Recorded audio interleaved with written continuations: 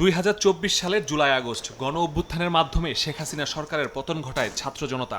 এক বছর পূর্তিতে তাই নানা কর্মসূচি পালন করছে ফ্যাসিবাদ বিরোধী বিভিন্ন রাজনৈতিক দল ও সংগঠন।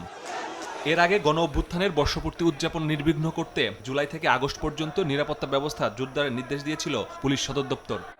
ওই পত্রপত্রিকায় তো দেখতেই আছেন, তো এই সময়টা একটু সতর্ক, জুলাই আগস্ট পুরোটাই।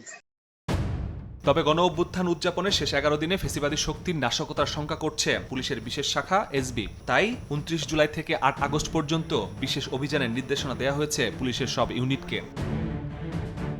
নির্দেশনায় সন্দেহভাজন ব্যক্তি, মোটরসাইকেল, মাইক্রোবাস সহ সব যানবাহনে তল্লাশি, বাস টার্মিনাল, লঞ্চঘাট, রেল স্টেশন ও বিমানবন্দরের আশপাশের এলাকায় বিশেষ নজরদারি এবং মোবাইল পেট্রোল বাড়াতে বলা হয়েছে। এরকম হতে পারে, এটা একটা সম্ভাবনা, প্রবাবিলিটি।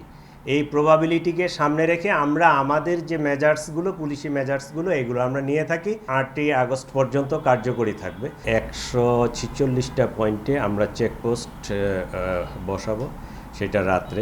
হঠাৎ করে মনে করেন যে আমি 11টা থেকে 12টা বলে দিলাম যে 1 ঘন্টার চেকপোস্ট হবে, আবার বিকালে কোনো এক সময় বললাম যে 6টা থেকে 7টা চেকপোস্ট হবে, তখন তাৎক্ষণিকভাবে আমরা নির্দেশনা দেই। বিশ্লেষকরা বলছেন, বর্তমান আইন শৃঙ্খলা পরিস্থিতি নিয়ে জনমনে আতঙ্ক বিরাজ করছে। বিশেষ অভিযানের মাধ্যমে নাশকতাকারীদের ধরতে পারলে তা কেটে যাবে।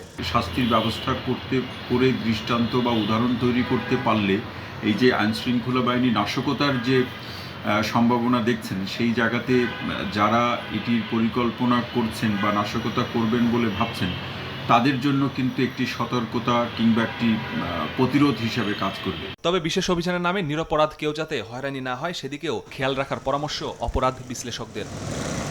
মাসুদুর রহমান, সময় সংবাদ, ঢাকা।